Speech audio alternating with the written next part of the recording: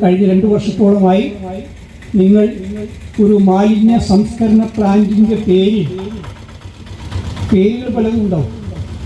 വളരെ സുന്ദരമായ പദാവലികൾ ഉപയോഗിച്ചുകൊണ്ട് ഇതിൻ്റെ പേരെന്താണ്? ഓക്സിഫ്ലോ വാട്ടർ പാർക്ക്. പേര് കേട്ടാൽ ഓക്സിജനുകളെ ഒഴുക്കി ജലം സംഭരിച്ച് നിങ്ങൾക്ക് തരുന്ന ഒരു പ്ലാന്റ് എന്ന് തോന്നാം. നടുവട്ടം പ്രദേശത്ത് ആരംഭിക്കാൻ ഉദ്ദേശിക്കുന്ന മാലിന്യ സംസ്കരണ പ്ലാന്റിനെതിരെ രൂപീകരിച്ച ജനകീയ സമരസമിതിയുടെ നേതൃത്വത്തിൽ ജനപ്രതിനിധികൾക്ക് സ്വീകരണം നൽകി. ദേശത്തെക്കുറിച്ച് ഏറെക്കുറെയൊക്കെ ഈ നാട്ടിലെ ജനങ്ങൾക്ക് നല്ല ബോധ്യമുണ്ട്.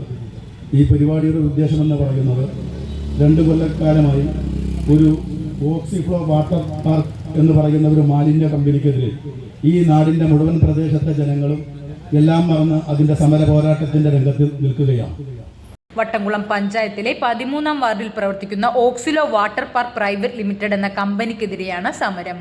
വട്ടംകുളം എടപ്പാൾ ഗ്രാമപഞ്ചായത്തുകൾ, പൊന്നാനി ബ്ലോക്ക് പഞ്ചായത്ത്, മലപ്പുറം ജില്ലാ പഞ്ചായത്ത് എന്നിവയിലെ ജനപ്രതിനിധികൾക്ക് സ്വീകരണം നൽകി സംഘടിപ്പിച്ച പൊതുയോഗം പ്രശസ്ത പരിസ്ഥിതി പ്രവർത്തകനായ അഡ്വക്കേറ്റ് PA പൗരൻ ഉദ്ഘാടനം ചെയ്തു. വിവിധ രാഷ്ട്രീയ കക്ഷി നേതാക്കൾ യോഗത്തിൽ സംസാരിച്ചു. PP മുസ്തഫ അധ്യക്ഷത വഹിച്ചു. സൈഫുദ്ദീൻ KP സ്വാഗതവും K രാജീവ് നന്ദിയും പറഞ്ഞു. Hamsakutty, KP Shameem, Muhammad Ali, VK Raju, KV Ismail, P Ibrahim എന്നിവർ നേതൃത്വം നൽകി. CNTV എടപ്പാൾ.